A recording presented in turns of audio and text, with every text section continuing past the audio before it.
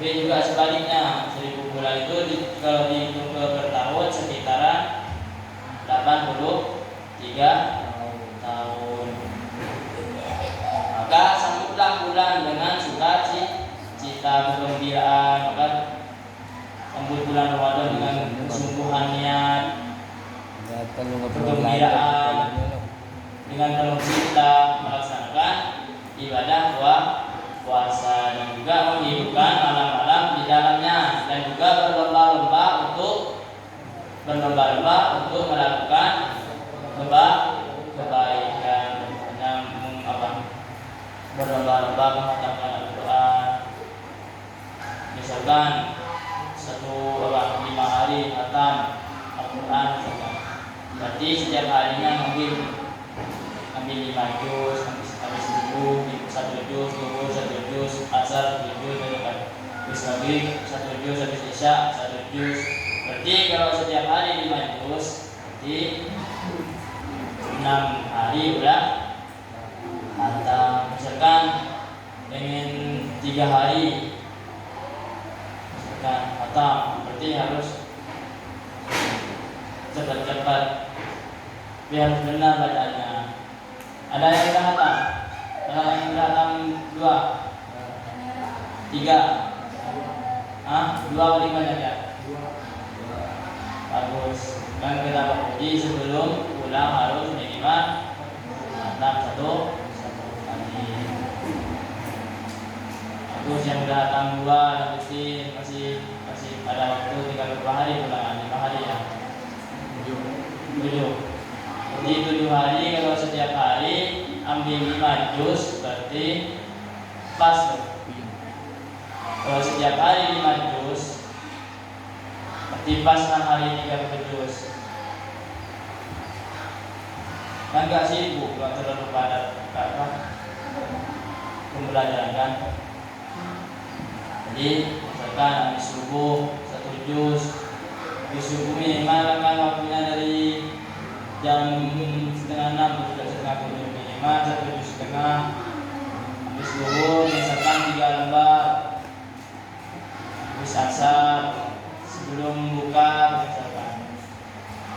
Jadi berlomba-lomba dalam melakukan kebaikan serta bersegera untuk bertaubat dari semua dosa-dosa dan kesalahan. Kemudian saling tolong-menolong, misalkan bagi kesusahan harus saling tolong-menolong dalam segi apa? Dalam kebaikan dan bertakwa, serta saling menasihati. Misalkan ada temannya yang memukul, misalkan harus saling menasihati, jangan besar. Harus saling menasihati dan menegakkan amar ma'ruf nahi munkar, serta mengajak orang lain selalu melakukan kebaikan. Supaya apa? Supaya mendapatkan keberhasilan. Jadi setiap misalkan sholat tarawih, mengajak untuk menghatamkan Al-Quran, supaya mendapat kemuliaan dan juga pahala yang besar di sisi Allah.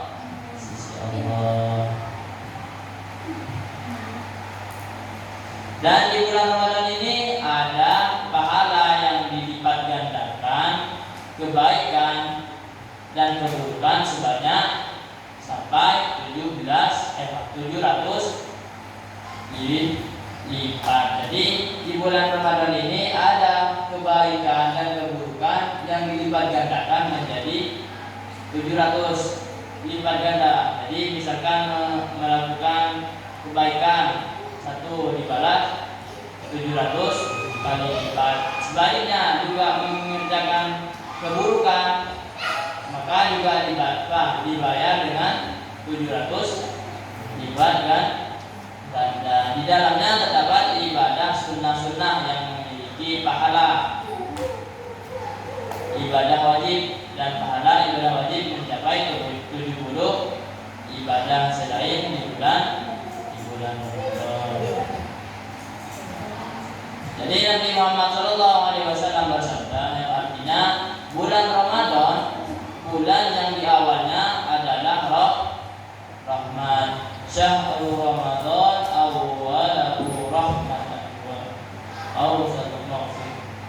Jadi bulan Ramadan adalah bulan yang di awalnya rahmat, pertengahannya adalah ampunan, dan akhirnya adalah pembebasan dari api neraka.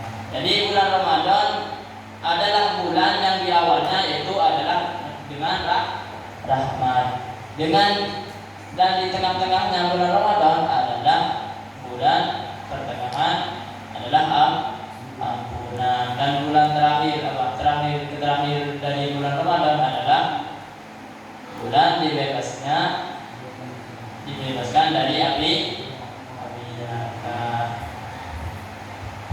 Seandainya seorang hamba mengetahui apa yang terdapat pada bulan Ramadan, kata Nabi Muhammad, seandainya seorang hamba mengetahui apa yang terdapat pada bulan Ramadan, sungguh umatku akan mengharapkan sepanjang tahun adalah Ramadan, sesungguhnya surga berhias untuk bulan Ramadan.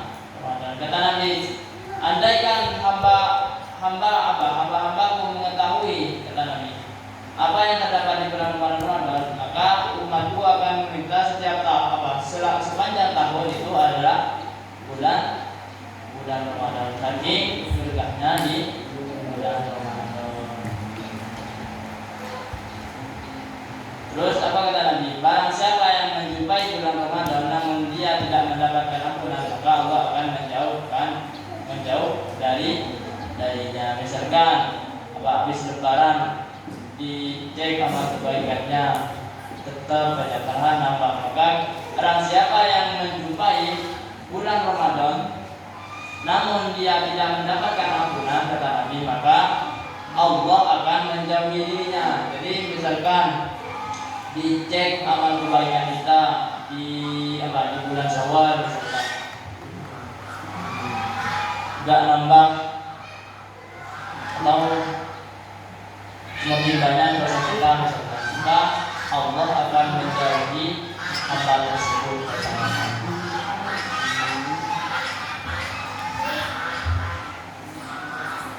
Dinamakan bulan Ramadan karena terbakarnya dosa-dosa hamba. Jadi dinamakan bulan Ramadan karena dibakarnya atau dinamakan bulan Ramadan karena terbakarnya dosa-dosa hamba. Itu adalah keutamaan Ramadan. Adapun sebab-sebab tidak mendapatkan ampunan di bulan Ramadan itu ada 4. Jadi sebab-sebab tidak mendapatkan ampunan di bulan Ramadan yaitu ada 4. Yang pertama yaitu durhaka kepada orang tua dua. Jadi orang yang durhaka kepada orang tua dua tidak akan mendapatkan ampunan di bulan Ramadan. Jadi sebelum Ramadan berarti harus mendapatkan ampunan. Jadi jangan durhaka kepada orang tua, misalkan durhaka ke ayah, ke mama. Maka di bulan Ramadan orang yang durhaka kepada orang tuanya tidak akan mendapatkan ampunan. Terus yang kedua, apa yang tidak mendapatkan? Memutus tali silaturahmi. Yang kedua yaitu memutus tali silaturahmi, tidak mau silaturahmi, misalkan bermusuhan, tidak mau silaturahmi. Jadi orang yang memutus tali silaturahmi itu tidak akan mendapatkan ampunan di bulan Ramadan. Terus yang ketiga yaitu berminum minuman keras. Minuman keras. Alkohol, nggak tahu ya. Bukan es batu, bukan minuman keras. Jadi orang-orang yang minum minuman keras tidak akan mendapatkan ampunan di bulan Ramadan.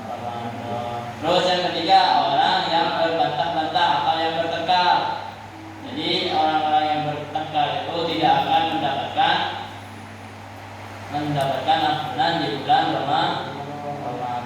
Jadi misalnya bertekad tidak 3 hari tidak mau 3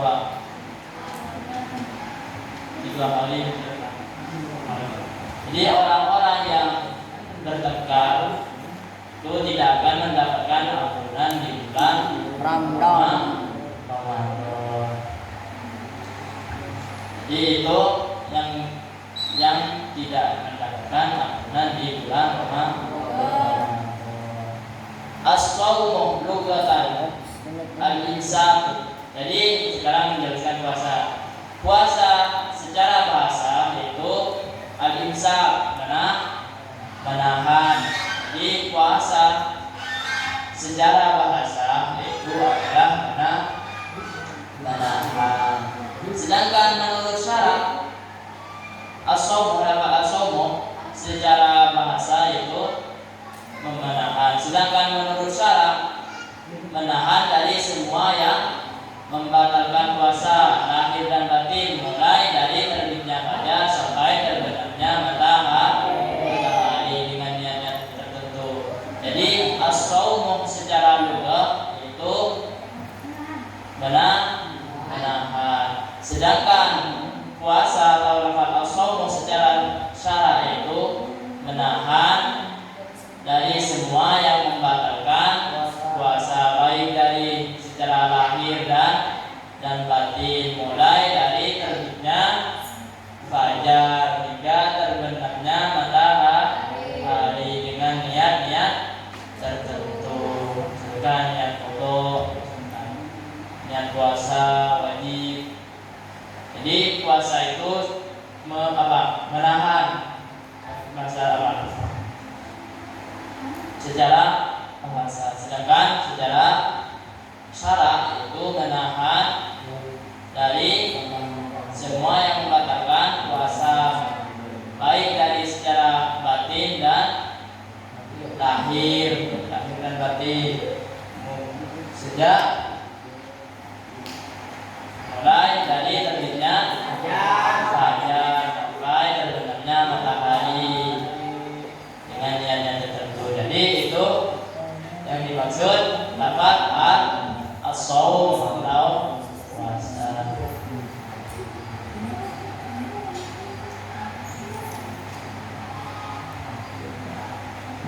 Jadi yang dimaksud membatalkan secara lahir yaitu membatalkan puasa dan menghilangkan pahala serta wajib mengqadha sebab karenanya. Jadi yang dimaksud membatalkan puasa secara lahir yaitu membatalkan puasa dan menghilangkan pahala serta wajib mengqadha sebab karenanya. Jadi yaitu yang dimaksud membatalkan puasa secara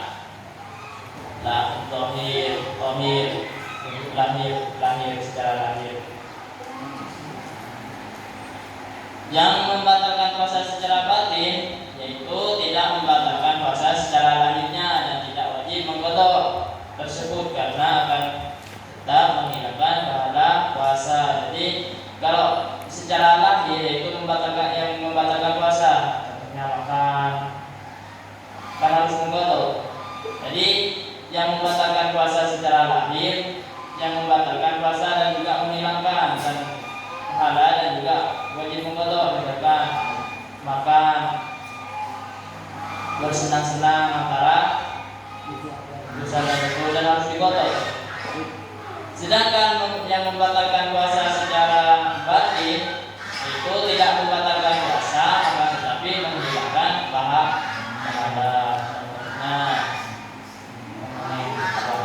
Ngomongin orang, melihat maksiat, itu yang membatalkan puasa secara batin, tapi tetap menghilangkan pahala.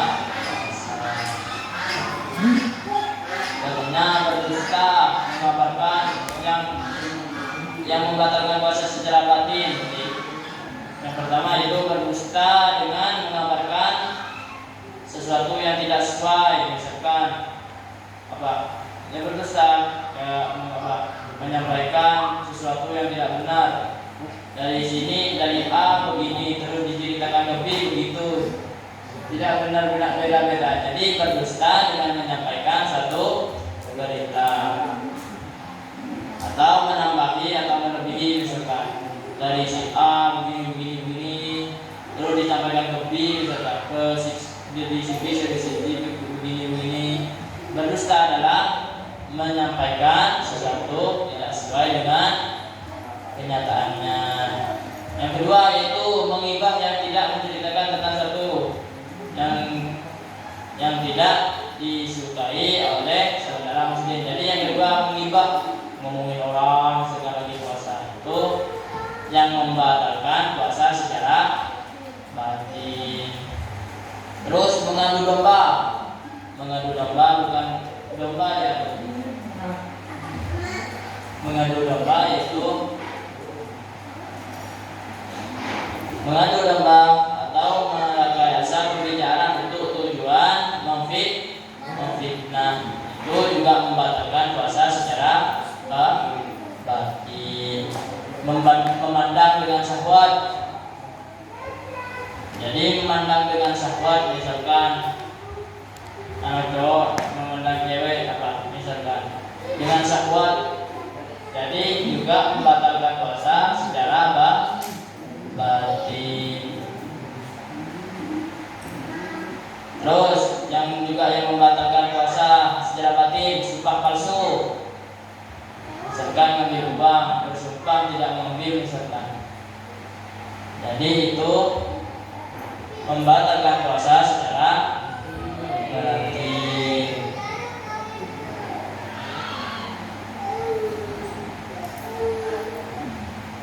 Fadilah puasa. Jadi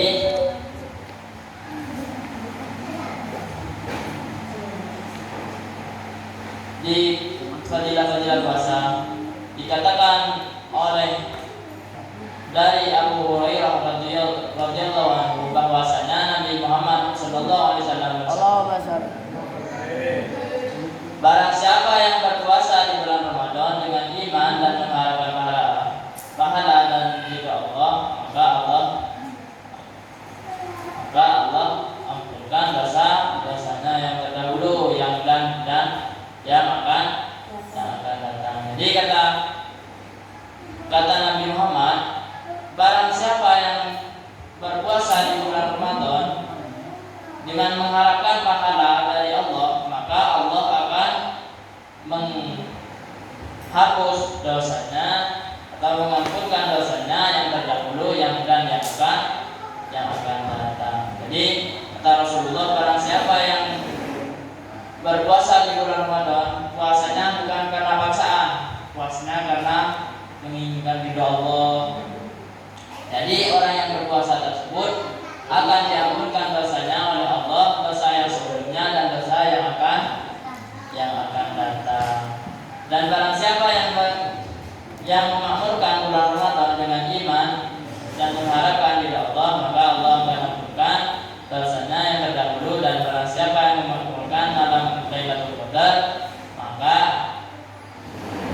dengan iman dan mengharapkan ridha Allah, maka Allah akan ampunkan dosanya yang terdahulu. Jadi ternyata barang siapa orang yang memakmurkan malam bulan Ramadan dengan ridha Allah, maka Allah akan menghapus dosanya yang akan datang. Sedangkan yang memakmurkan di malam Lailatul Qadar dengan ridha Allah, dengan ingin iman, dengan mengharap ridha Allah, maka Allah akan mengampunkan dosanya yang akan datang.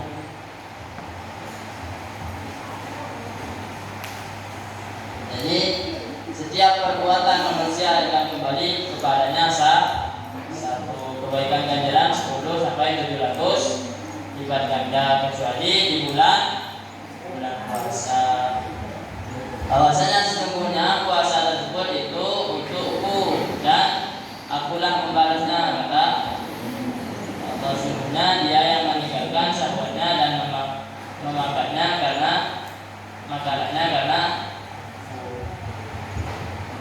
Dua kegembiraan bagi orang yang berpuasa, yaitu yang pertama bergembira ketika berbuka puasa. Jadi ada dua kegembiraan bagi orang-orang yang berpuasa. Yang pertama yaitu kegembiraan ketika berbuka puasa, kegembiraan ketika berjumpa dengan guru. Kata itu kegembiraan di bulan Ramadan. Bau mulut orang yang berpuasa itu lebih wangi dari misik, itu di sisi Allah. Jadi bau mulut orang yang berpuasa itu di sisi Allah lebih wangi daripada misik. Itu di sisi Allah, bukan di sisi teman kalian. Kalau di sisi teman kalian ya tetap.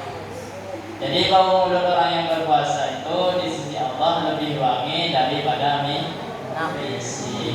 Di sisi Allah, bukan di sisi teman. Coba ketenangannya.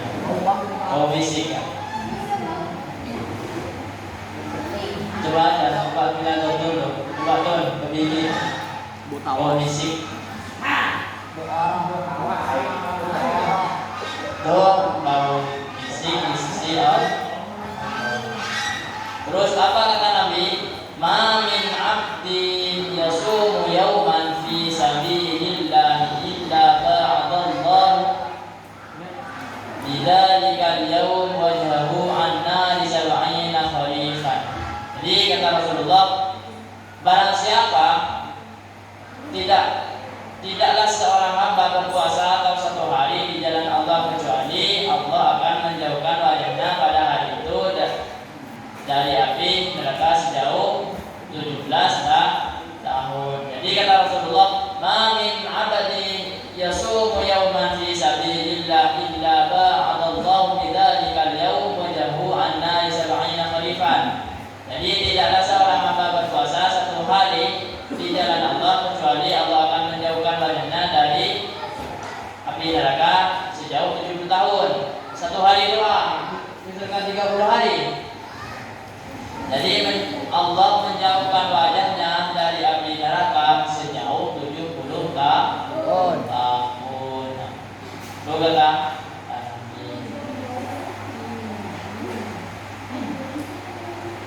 terus manfaat puasa. Di antara manfaat puasa yaitu mensucikan, memperbaiki.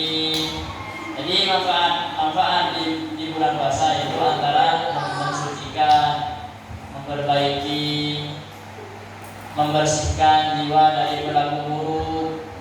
Jadi itu termasuk manfaat puasa. Membiasakan untuk berakhlak dengan akhlak yang mulia seperti sabar, bijak, dermawan, baik, dan bersungguh-sungguh dalam memperbaiki jiwa. Jadi manfaat puasa itu kita tadi mensucikan, memperbaiki, sabar, bijak, baik. Itu adalah manfaat puasa. Terus hikmah puasa.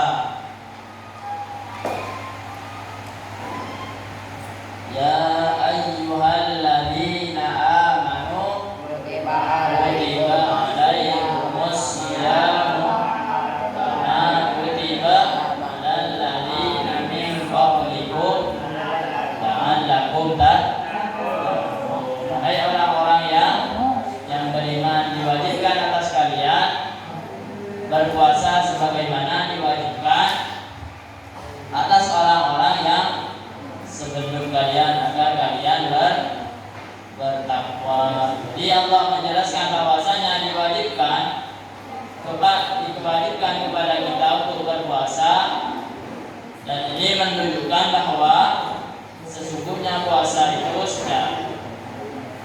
cara agar bertakwa. Jadi Allah mewajibkan kepada kita untuk berpuasa, itu menunjukkan bahwa sesungguhnya puasa itu cara agar bertakwa. Hukum-hukum puasa yang pertama wajib, diantaranya puasa Ramadan, puasa nadar. Jadi hukum-hukum puasa yang pertama yaitu hukumnya wajib.